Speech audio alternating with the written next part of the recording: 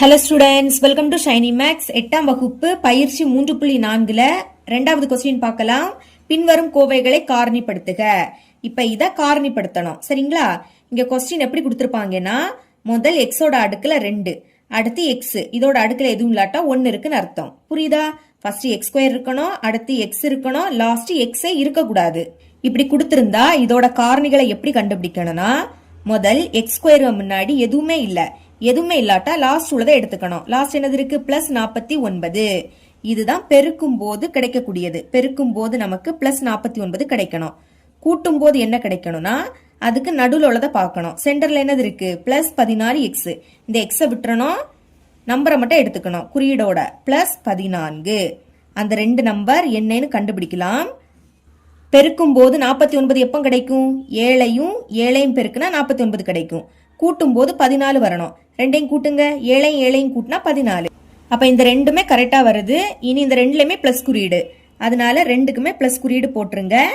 இங்க first X square இருக்கு, அதனால பைக்கு கீழே எக்ஸ்ன்னு எழுதிக்கணும். இங்கே பைக்கு கீழே எக்ஸ், எக்ஸையும் பெருக்குனாதான் எக்ஸ் ஸ்கொயர். இனி எழுதிக்கலாம்.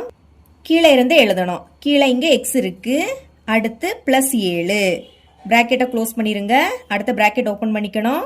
இங்க கீழே எக்ஸ் இருக்கு, மேல +7. இனி பாருங்க, இங்கே எக்ஸ் கூட்டல் 7, இங்கே எக்ஸ் கூட்டல் 7.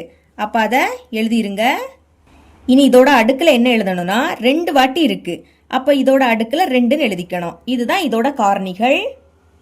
செகண்ட் சப்டிவிஷன், இதுவும் போன சப்டிவிஷன் மாதிரி தான். ஆனா அங்க எக்ஸ் உடைய பிளேஸ்ல இங்க ஒய் இருக்கு, சரிங்களா? இங்கேயும் ஒய் ஸ்கொயர் முன்னாடி எதுவுமே இல்ல. அப்ப லாஸ்ட் என்னது இருக்கு? +25.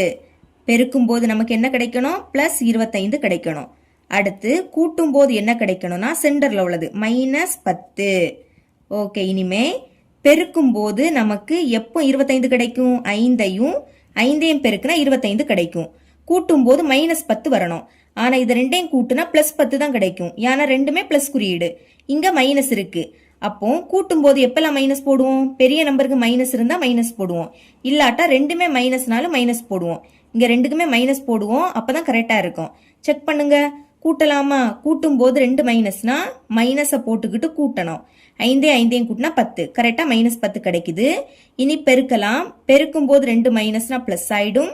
5 25, இதுவும் கரெக்டா இருக்கு. இனி இங்க ஒய் ஸ்கொயர் இருக்கு, அப்ப பைக்கு கீழே ஒய் எழுதிக்கணும். இங்கேயும் பைக்கு கீழே ஒய், ஒய்யையும் பெருக்குனா ஒய் ஸ்கொயர் தான் கிடைக்கும். எழுதிக்கலாமா? கீழே ஒய் இருக்கு, மேல -5 இன்ட்ரூ, இங்கேயும் கீழே ஒய் இருக்கு, மேல -5. இனி இதுலயும் ஒய் -5, இதுலயும் ஒய் -5. அப்போ ஒய் -5 ஒரு வாட்டி எழுதிக்கிட்டு 2 வாட்டி இருக்கிறதுனால இதோட அடுக்குல 2ன்னு எழுதிக்கணும். இதுதான் இதோட ஆன்சர். தேர்ட் சப்டிவிஷன், இங்கேயும் சி ஸ்கொயர் முன்னாடி எதுவுமே இல்ல. அப்ப லாஸ்ட் என்னது இருக்கு? -12.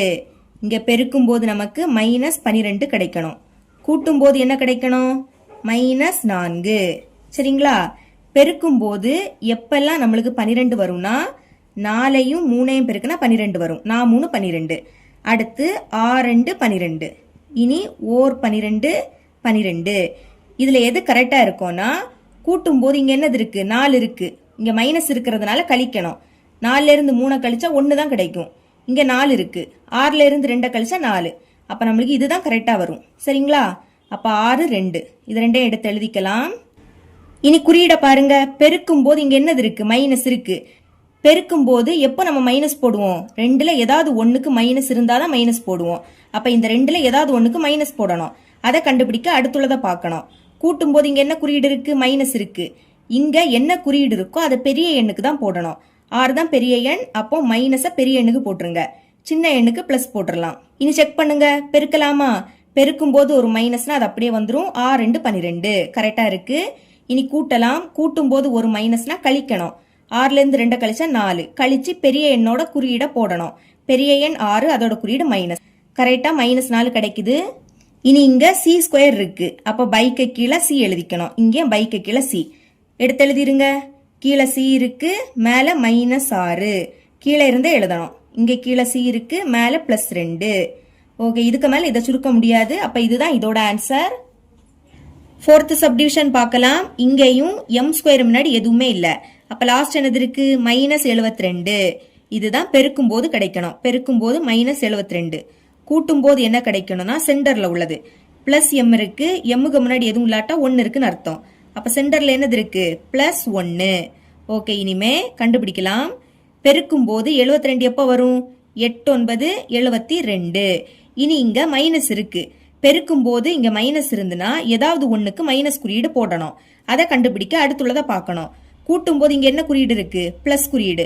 கூட்டும் போது இங்க என்ன குறியீடு இருக்கோ அதை பெரிய எண்ணுக்கு தான் போடணும். அப்போ 9 தான் பெருசு, இதுக்கு பிளஸ் குறியீடு வந்துடும். சிறிய எண்ணுக்கு மைனஸ் போட்டுருங்க. செக் பண்ணலாமா? பெருக்கலாம். பெருக்கும் போது ஒரு மைனஸ்னா அப்படியே வந்துடும். 8 9 72. கரெக்டா மைனஸ் 72 கிடைக்குது. இனி கூட்டலாம். கூட்டும் போது ஒரு மைனஸ்னா கழிக்கணும். 9ல இருந்து 8 கழிச்சா 1.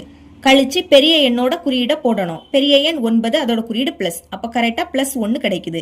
இனி இங்க எம் ஸ்கொயர் இருக்கு. அப்ப பைக்கு கீழே எம் எழுதிக்கணும். இங்கேயும் பைக்கு கீழே எம். ஓகே, எடுத்து எழுதிருங்க. கீழே இருந்தே எழுதணும். கீழே இங்க எம் இருக்கு, மேல -8 இன்டு இங்க கீழே எம் இருக்கு, மேல பிளஸ் 9. இதுதான் இதோட ஆன்சர். 5th subdivision. இங்க எக்ஸ் ஸ்கொயர் முன்னாடி ஒரு நம்பர் இருக்கு. அப்போ எக்ஸ் ஸ்கொயர் முன்னாடி ஏதாவது நம்பர் இருந்துன்னா அந்த நம்பரையும் லாஸ்ட் உள்ள இந்த நம்பரையும் பெருக்கணும். 4 3 பெருக்குனா 12. ரெண்டுமே பிளஸ் குறியீடு. அப்போ பெருக்கும் போது என்ன கிடைக்கணும்? பிளஸ் 12 கிடைக்கணும். அடுத்து கூட்டும் போது என்ன கிடைக்கணும்னா சென்டர்ல உள்ளது -8. ஓகேங்களா? ஓகே, இனிமே பெருக்கும் போது எப்போ 12 கிடைக்கும்? 6ஐயும் 2ஐயும் பெருக்குனா 12 வரும். அடுத்து கூட்டும் போது இங்க -8 கிடைக்கணும்.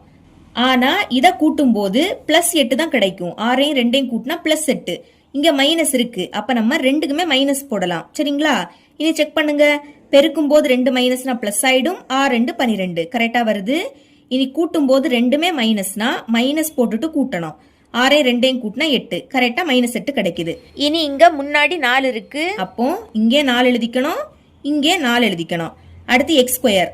அதனால இங்க எக்ஸ் எழுதிக்கணும், இங்கே எக்ஸ் எழுதிக்கணும். சரிங்களா? இனி இதை கேன்சல் பண்ண முடியும்னா கேன்சல் பண்ணிக்கலாம். இது ரெண்டுமே 2ஆ எப்படி கேன்சல் ஆகும்? 2 4 3 2 6. இங்கே அதே மாதிரி 2 4 2 2. ஓகே, இனிமே கீழே இருந்து எழுதிக்கலாமா? கீழே பாக்கி என்னது இருக்கு? 2ம் எக்ஸும் இருக்கு. அப்ப 2 இன்டூ எக்ஸ், மேல -3. அடுத்து இங்க கீழே 2 இன்டூ எக்ஸ், மேல -1. இதுதான் இதோட ஆன்சர். இவ்வளவுதான் இந்த சம்.